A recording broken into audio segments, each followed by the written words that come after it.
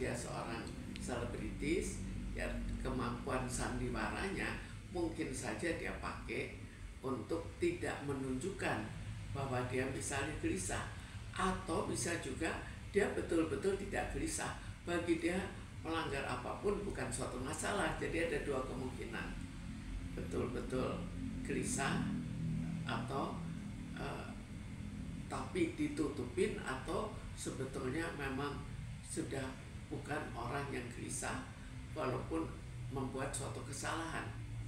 Tapi kalau dari maksudnya menurut orang kan berbeda.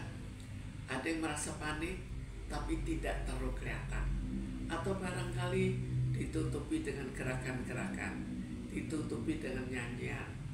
Itu semua bisa dipakai untuk menutupi. Kecuali kalau dia diem terus lah, mungkin lebih mudah untuk dilihat. Bu, terkait dengan Loli yang kabarnya kan sudah dilakukan pemeriksaan tes kejiwaan atau oleh psikiater gitu Bu. Nah sempat belum lama ini video viralnya dari Fadel dibilang saya rasa Loli tidak membutuhkan psikiater atau untuk tes psikiater, emang dia gila. Tanggapan Ibu bagaimana Bu terkait statement tersebut? Sebetulnya Loli di tes psikiater bukan berarti dia gila, tapi bagaimana jiwanya itu yang dipersoalkan kan. Ada beberapa penyimpangan jiwa, atau ada beberapa yang stres berlebih, tapi tidak perlu bahwa yang ke psikiater itu harus karena dugaan sakit jiwa. Sekarang kalau Loli diperiksa, kenapa Fadel tidak sama-sama diperiksa? Jadi kedua-duanya diperiksa karena dua-duanya dicurigai juga oleh masyarakat umum. Terkait dengan Fadel sendiri, itu kan kuasa hukum.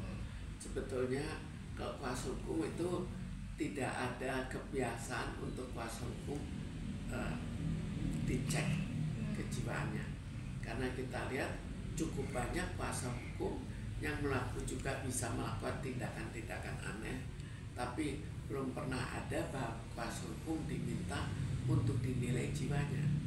tapi dengan kayak dia ribut-ribut di luar dari tadi dia preskon di Polres Jaksel ini Bu, dia kan bersiteru juga nih dengan Nikmir sampai memancing emosi Nikmir juga gitu, menantang. Sebenarnya sifat atau sikapnya Rasmani ini ada mengarah juga dengan kayak kelainan juga nggak sih Bu? Ya, sekarang kan kita biasa melihat Rasman, jadi masing-masing menilai saja. Malah yang jelas banyak yang mencurigai adanya hal-hal yang sifatnya agak janggal gitu. Tapi ya itu penilaian masing-masing. Walaupun memang kalau kita lihat tidak sebagaimana biasanya seorang pengacara. Nah, cuma tadi Fadel mengatakan Dia betul-betul santai. Bisa juga dia tidak merasakan itu sebagai suatu kesalahan. Bisa juga itu kebiasaan dia. Kalaupun ada kesalahan tidak kelihatan. Jadi tidak menilai sesuatu itu secara serius. jadi dia kayaknya menganggap ini hal yang sepele gitu. Dia dilaporkan. Kan bisa dibayangkan panggilan ke kepolisian atau panggilan ke pengadilan atau kejaksaan itu kan bukan jaminan bahwa kalau salah sekarang juga akan dipanggil. Jadi kita tidak tahu apakah ini data ditunggu supaya data lebih banyak, atau ini oleh kejaksaan dianggap tidak salah, atau ini tetap dianggap salah tapi mau menunggu data lebih banyak. Jadi kita belum bisa memastikan kenapanya. Jadi kalau kita lihat sebelum Pengacara, kalau pengacara mengatakan ini tidak masalah, maka dia pun beranggapan oh ini tidak apa-apa, dan akan menunjukkan pada masyarakat bahwa tidak ada apa-apa. Tapi kalau misalnya pengacara mengatakan wah mengkhawatirkan, barangkali dia juga akan lain. Bu, tadi kan Tinggal peraturannya. Jadi peraturan, apalagi Loli sebagai anaknya masih di bawah umur. Jadi hal itu sangat mungkin bahwa akhirnya dia diminta untuk berada di tempat khusus karena sebelumnya kan teriak-teriak. Jadi untuk menghilangkan kegelisahan sehingga nanti bisa berbicara secara lebih terarah.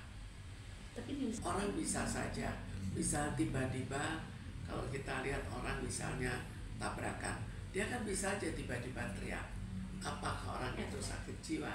Kan belum tentu itu suatu reaksi yang dilakukan secara mendadak karena adanya suatu perasaan tertentu, terutama perasaan di mana dia merasa suatu agresi dan agresi itu dimunculkan. dan di usia Loli ini kan kalau katanya sebelum kenal keluarga si Fidel ini, Loli ini anak yang penurut ya Bu. Tapi setelah kenal keluarga tersebut, Loli lebih kayak kedoktrin jadi anak yang kurang baik gitu.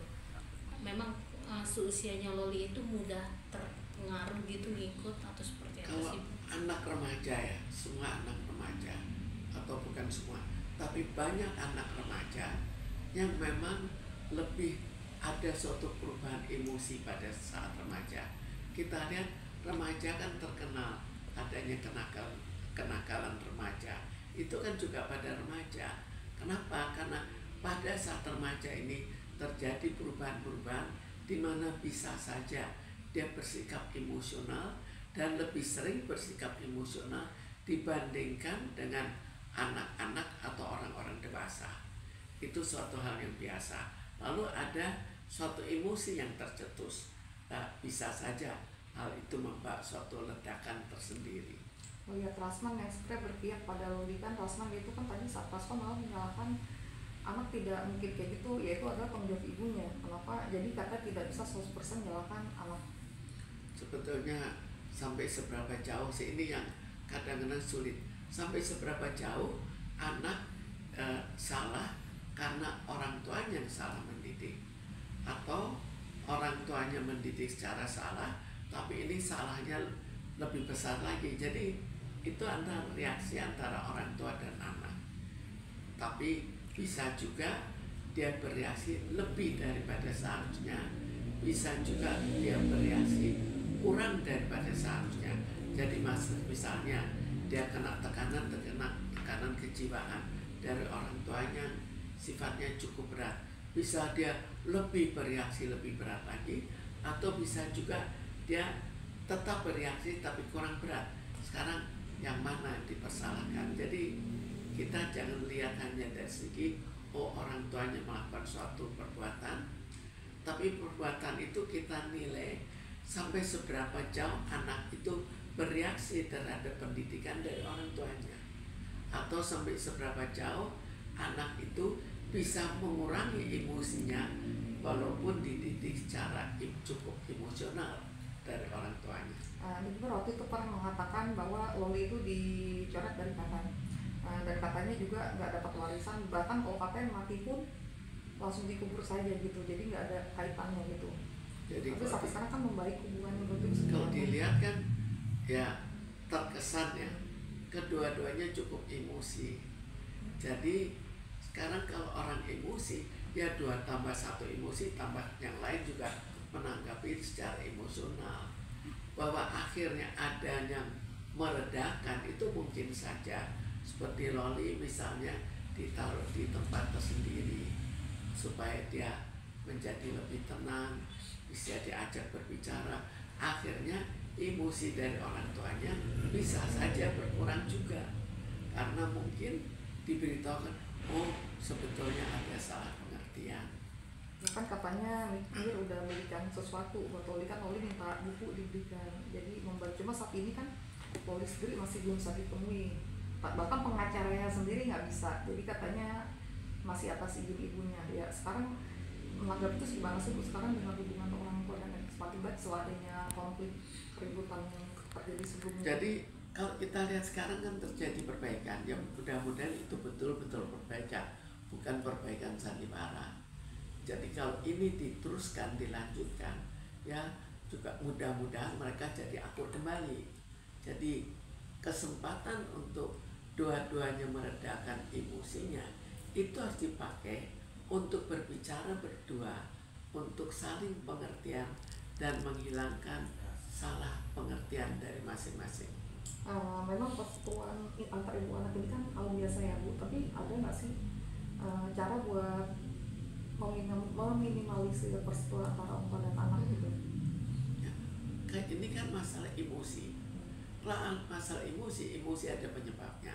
Di situ kita netralisir apakah penyebabnya itu salah tangkap atau penyebabnya menangkap secara berlebih, sehingga semua itu diharapkan bisa dinetralisir untuk emosinya juga berkurang, baik dari ibunya terhadap anak maupun dari anak terhadap ibunya.